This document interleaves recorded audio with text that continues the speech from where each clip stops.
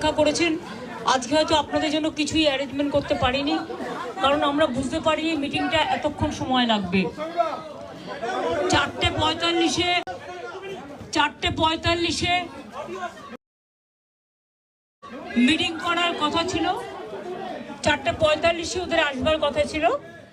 যাই হোক, ওরা 6টা নাগাদ এসছে। কেন শুনে যাবে না? কেন শুনে যাবে না? কেন যথেষ্ট শুনে যাচ্ছে। এর আগে গেলে তোমরা আমাকে কভার করতে পারবে না। তোমরা যে পারপাস চাইছো, আমি আপনাদের যেটা বলছি, আমি আশা করি আমরা মাইকে বলছি শুনতে পাচ্ছেন। আচ্ছা, বুমগুলো নিয়ে একটু সাইডে রাখো, হাতে রাখো প্লিজ। তোমরা আর লেট করো না।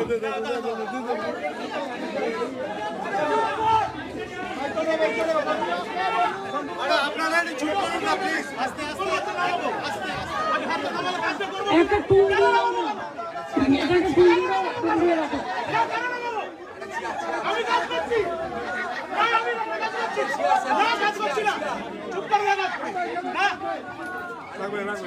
একটা টেবিল দিলাম, টেবিলের উপরে বুমগুলো রাখো।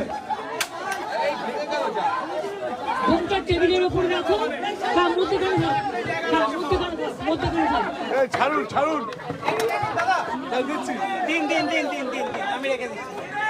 তোমাদের মাইক্রোফোনটা ওই বক্সটা একটু নিচে নামাও। তোমরা নিজেরা বসো। আরে বটা দিয়ে দাও না।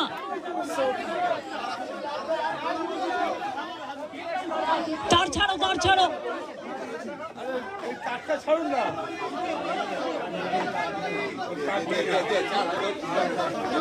তার না থাকলে আরেকটু এগিয়ে দাও। এটা টেবিলটাকে আরেকটু এগিয়ে দাও। বুদ্ধি খরচ করো না, কেন টাইম নষ্ট করছো?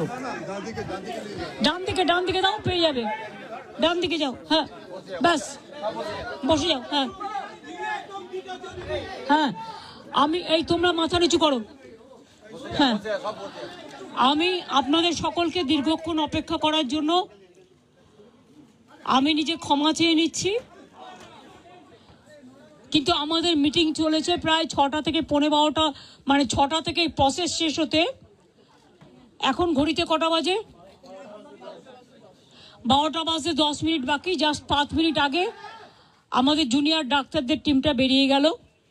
ওনাদের পক্ষ থেকে 42 জন সাইন করেছেন। এখানে আপনারা দেখতে পাচ্ছেন মনোজ পন্ত আমাদের পক্ষ থেকে, chief secretary government of West বেঙ্গলের পক্ষ থেকে মিনিটসে সই করেছেন, এবং ডাক্তারদের পক্ষ থেকে, জুনিয়র ডাক্তারদের পক্ষ থেকে 42 জনের প্রত্যেকেই তারা তাদের সিগনেচার করেছেন।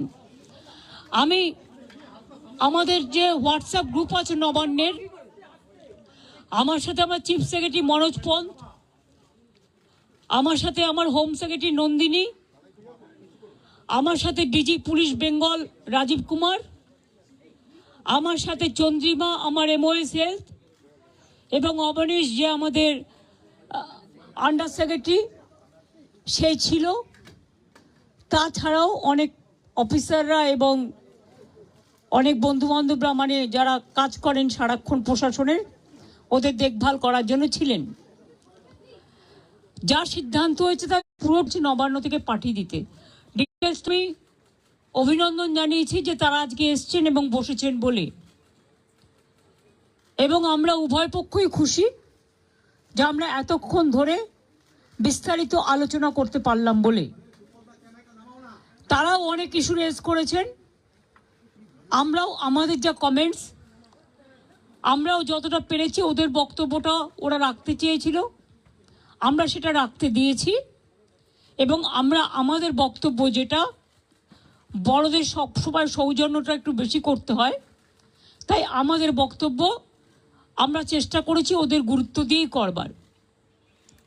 আপনারা জানেন CBI যে কেসটা তদন্ত করছেন, অভয়া পরিবারকে, অভয়ার উদ্দেশ্যে শ্রদ্ধা জ্ঞাপন করে মিটিংটা আমি শুরু করেছি পরিবারকে সমবেদনা জানিয়ে।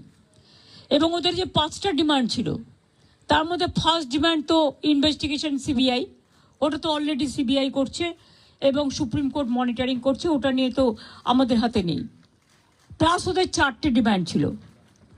4টে ডিমান্ডের মধ্যে যেটা ছিল যে মেল ওরা আমাদের করেছে, একটা হচ্ছে 3টে নাম দিয়েছিল ফ্রম হেলথ ডিপার্টমেন্ট, একটা ডিএমই, একটা ডিএইচএস, আর একটা হেলথের প্রিন্সিপাল সেক্রেটারি। আমরা ওদের বোঝালাম যে একসাথে যদি পুরো ঘরটা খালি করে দেওয়া যায় তাহলে অ্যাডমিনিস্ট্রেশনটা চলবে কী করে।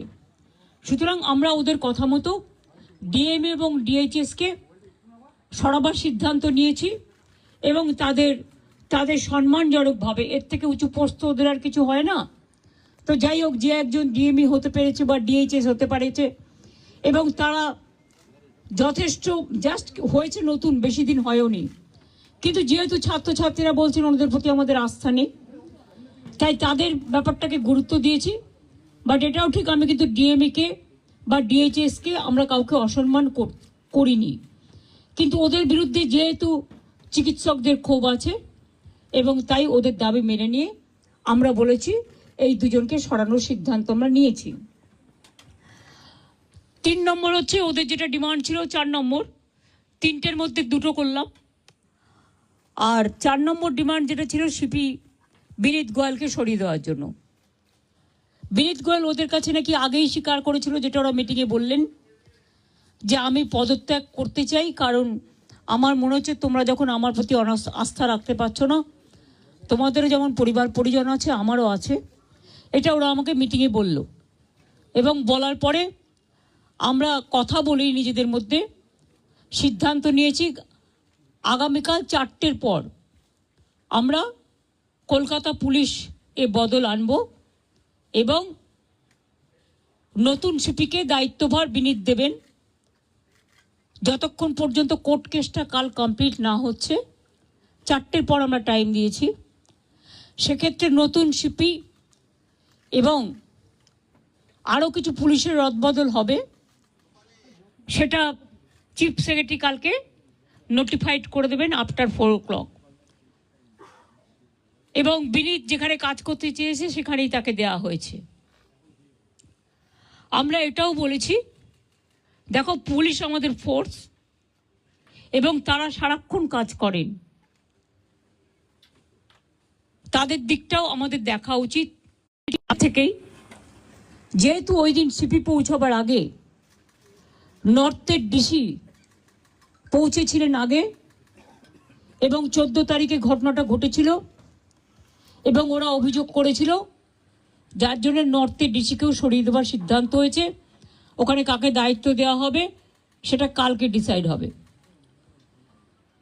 এছাড়াও সেফটি, সিকিউরিটি, হসপিটালের ডেভেলপমেন্ট, ইনফ্রাস্ট্রাকচার গুরুত্ব দিয়ে দেখা হবে এবং এক্ষেত্রে টাইম টু টাইম যদি কোনো প্রবলেম অ্যারাইজ করে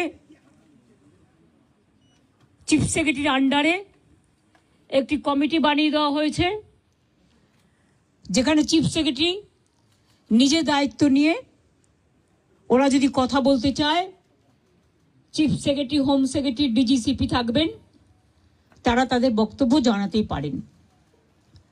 এইসব নানা রকম কথাবার্তা চলার পর আমরা, যেহেতু ডিটেলসটা আপনারা মেলেই পেয়ে যাবেন, আমি এটা বলি মিটিংটা পজিটিভ হয়েছে বলে আমি মনে করি, ওরাও নিশ্চয়ই মনে করে, তারাই বা সাইন করবে কেন, আর আমাদের চিফ সেক্রেটারি বা সাইন করবে কেন। আমরা বরঞ্চ ওদের দাবি একটু বেশি মেনেছি, তার কারণ ওরা ছোট বলে। এবং আমি লাস্ট যেটা বলেছি, যে তোমাদের কাছে আমার আবেদন থাকবে যে তোমরা, আমি জানি তোমরা বলবে আমরা ফিরে গিয়ে জীবিতে আলোচনা করব, সেটা হতেই পারে। তোমাদের মধ্যে অনেকগুলো গ্রুপ আছে, অনেকগুলো মেডিকেল কলেজ আছে, হসপিটাল আছে, ঠিক আছে, তোমরা ফিরে গিয়ে আলোচনা করো, কিন্তু যেটা এখানে মিনিটসে সাইন করেছি আমরা দুপক্ষ, এরপর তোমরা কাজে যোগদান করো মানুষের স্বার্থে। চারিদিকে বন্যা হচ্ছে, আমার কাছে খবর আছে হুগলিতে খানাকুলে 35 জন মানুষ ট্র্যাপড হয়ে আছে, তাদের আগে বেরোতে বলা হয়েছিল, তারা বেরোতে পারেনি, কিন্তু জল হঠাৎ করে ছেড়ে দিয়েছে ডিবিসি, পাঞ্চেত এবং তেনুঘাট। মিটিং শেষ হওয়ার পরেও আমি হেমন্ত সোরেনের সাথে 3বার কথা বলেছি, তাকে আমি বারবার রিকোয়েস্ট করেছি, কিন্তু আমি জানি না তারা কি করবে, কারণ ইতিমধ্যে যা জল ছেড়েছেন তাতে বীরভূম, বর্ধমান, বাঁকুড়া, হাওড়া, হুগলি, নর্থ 24 পরগনা, সাউথ 24 পরগনা অনেকটাই এফেক্টেড হয়েছে, হাওড়া। আমি নিজে যে বাড়ি আদিগঙ্গার সামনে থাকি, আমি দেখতে গিয়েছিলাম কি অবস্থা জলের। আমি এতটা জল আসতে কোনোদিনও দেখিনি, কারণ আমাদের গোলাটা হচ্ছে সবচেয়ে উঁচু, আমাদের এই জায়গাটা। আমরা সিঁড়ি বানিয়ে দিয়েছিলাম, প্রায় 14-15টা সিঁড়ি ছিল, একদম পুরো ভরাট হতে আর 5টা সিঁড়ি মাত্র বাকি আছে। এরপর যদি আবার জল ওরা রাত্রে ছেড়ে দেয় বারণ করা সত্ত্বেও, তাহলে কিন্তু বন্যাকে আটকানো যাবে না। ওরা বলছে তাহলে আমাদের এখানে বন্যা হবে। আমরা তোমাদের এখানে বন্যা হবে বলে তুমি আর একটা রাজ্যকে তো ভাসাতে পারো না। আমাদের না জানিয়েই সকালে প্রায় 80-90 হাজার কিউসেক ওয়াটার ছেড়ে দিয়েছে। ফলে একেতে 3-4 দিন কন্টিনিউয়াস বৃষ্টি, এমনিতেই গঙ্গাগুলো, আমাদের নদীগুলো ওভারফ্লো, ড্যামগুলো ওভারফ্লো ছিল, তার মধ্যে এই জলে আস্তে আস্তে কাল সকালে বিকেলে পৌঁছবে। আমি সবাইকে বলবো সতর্কতা অবলম্বন করে দূরে দূরে রিলিফ সেন্টারে প্লিজ দয়া করে যান, এবং আপনাদের থ্রুতে বিডিও থেকে শুরু করে আইসি থেকে শুরু করে DM, SP, additional DM, additional SP, SDO যারাই আছেন সবাইকে বলবো যে ইমিডিয়েট দেখে নাও, কারণ কালকে কিন্তু অনেক জল ঢুকবে। এই জলের ওপর যদি আবার জল আসে, আমার এমনিতেই চিন্তা আছে 35 জনকে কি করে উদ্ধার করব আমরা। আর এখন রাত হয়ে গেছে, জলের কারেন্ট এতটাই, কেউ যে উদ্ধার করতে যাবে তার উপায় নেই, কারণ যে উদ্ধার করতে যাবে সে বোটও তলিয়ে চলে যাবে, এমন অবস্থা। তো ওখানে আমরা এনডিআরএফ টিম পাঠাচ্ছি সকালে, এবং এসডিআরএফ টিমটাও আমরা পাঠাচ্ছি সাউথ 24 পরগনায়। সুতরাং আমরা প্রত্যেকে অ্যালার্ট আছি। বিভিন্ন জেলার নেতৃবৃন্দের সাথেও আমার কথা হয়েছে। সিএস নিজে মনিটরিং করছেন 24x7, এবং তিনি নিজেও ডিএমদের সাথে বারবার করে আজকে 2-3 বার ভার্চুয়াল করেছেন। উনি অলরেডি আমাদের 24x7 মনিটরিং চলছে, টাইম টু টাইম কি অবস্থা। এবং মানুষকে আবার আবেদন করছি, প্লিজ দয়া করে জল আর আগুন এই দুটো জিনিস নিয়ে আমাদের মনে রাখতে হবে, যে কোনো মুহূর্তে জল ঢুকে যেতে পারে। দোতলা বাড়ি হলেও যদি একতলা ভেসে যায়, তাহলে দোতলা ভাসতে কতক্ষণ নেবে? কাজে জীবনের ঝুঁকি দয়া করে কেউ নেবেন না, সতর্ক থাকুন, কিন্তু জীবন বাঁচান। একটা প্রাণের দাম অনেক বেশি, এটা আপনাদের মাধ্যমে অনুরোধ করব। যদিও আপনারা জুনিয়র ডক্টরদের স্ট্রাইক নিয়ে বেশি ব্যস্ত, কিন্তু তার মধ্যে আমার এই আবেদনটুকু যদি গ্রাম বাংলায় মানুষের কাছে পৌঁছে দিতে পারেন, বিশেষ করে জেলার মানুষের কাছে। কারণ কলকাতায় যদি এই অবস্থা হয় গঙ্গার, তাও তো হাই টাইড আজকে ছিল না। আমি দেখছি এখন জোয়ার আছে, জলের স্রোতের টান খুব বেশি আছে, এবং সেই জন্যই বুঝতে পারছি না, ইভেনিং আমরাও হয়তো যে কোনো সময় ডুবে যেতে পারি। জলের যে স্রোত আছে, তারপরে যদি আবার জল ছাড়ে, নিজেদের ঠিক রাখার জন্য অন্য স্টেটের উপরে ছেড়ে দিলাম, এটা কিন্তু ঠিক হচ্ছে না। আমি আমার প্রতিবাদ জানিয়েছি। হ্যাঁ, বলেছি আমি যে আপনারা প্লিজ কর্মবিরতি তুলুন। এত কিছু আলোচনা, আপনাদের 4টের মধ্যে 3টে ডিমান্ডই মেনে নিয়েছি। তাছাড়াও সিসিটিভি, লাইট, রেস্টরুম, ওয়াশরুম এগুলো করে দেওয়ার ব্যাপারেও 100 কোটি টাকা দেওয়া হয়েছে, এবং এছাড়াও সিকিউরিটি অডিটিং এর ব্যাপারেও আমরা দেখছি। সবার যাতে নিরাপত্তা থাকে, আমাদের যতদূর সম্ভব আমরা করব। আপনাদেরও বলবো লক্ষ্য রাখতে, কারণ দায়বদ্ধতা কিন্তু বোথ সাইডেরই থাকে। আর আমি আপনাদের কাছে অনুরোধ করব, অনেক মানুষ মারা গেছে, অনেক মানুষের কষ্ট হচ্ছে, চিকিৎসা পাচ্ছে না, অনেক পেশেন্ট আটকে আছে। সুতরাং মানুষ মনে করে আপনারাই তাদের ভগবান। সুতরাং আপনাদের আমি কাজে ফিরতে অনুরোধ করব। সমস্যা থাকলে সমাধান করতে হয়, আলোচনার পথ সবসময় খোলা থাকে। আজকে 3 দিন অপেক্ষা করার পর, আজকে 4 দিন 5 দিন, 3 ঘন্টা 2 ঘন্টা 3 ঘন্টা অপেক্ষা করার পর আজকে প্রায় সব প্রসেস শেষ করতে 5.5 ঘন্টা টাইম লেগেছে। আমাদের দিক থেকে যা যা করার ছিল আমরা চেষ্টা করেছি বাংলার মানুষ যাতে ভুল না বোঝেন, বাংলার মানুষের দিকে তাকিয়ে, এবং এটা নিয়ে আবার যেন কেউ অপপ্রচার দয়া করে করবেন না। বাংলায় দুর্গাপুজো আসছে, এটা আমার আবেদন আপনাদের কাছে, এটা আমাদের মিটিংয়ে আলোচনা হয়নি, আমি করিনি, এটা আমার পক্ষ থেকে বন্যাটা এবং ফ্লাডের ব্যাপারটা আমি বলেছি এই পরিস্থিতি। সুতরাং ম্যালেরিয়া বাড়বে, ডেঙ্গু বাড়বে, জলজনিত রোগগুলো বাড়বে, আপনাদের খুব প্রয়োজন এখন আপনারা হাসপাতালে ফিরে যান। আমি এটুকু বলতে পারি, কারো বিরুদ্ধে কোনো শাস্তিমূলক ব্যবস্থা নেওয়া হবে না। लिया तो गया, कोशिश किया है जूनियर डॉक्टर का बात सुनने के लिए, लेकिन हमारा पुलिस भी बहुत सारे काम करते हैं। अगर काम करते करते किसी को 2 मिनट देर हो जाता है, कोई काम पे अगर थोड़ा गलती हो जाता है तो उसको लेके, अगर किसी को गुस्सा है तो गुस्सा निभाने के लिए, गुस्सा निपटाने के लिए हमने कोशिश किया। हेल्थ डिपार्टमेंट, पुलिस डिपार्टमेंट में जो जस्टिस उन्होंने मांगा, हमें कोशिश किया। हमारा पुलिस जो सीपी को हम चेंज करने का फैसला किया है, उनको साथ बात करके उनको कॉन्फिडेंस में लेके, उन्होंने भी नहीं चाहते थे जितना उसका खिलाफ में बहुत सारे बात उठाया। उन्होंने भी कहा कि हमारा भी परिवार है, हमारा परिवार को अच्छा नहीं लगता, इसी के लिए हम भी छोड़ने चाहते हैं।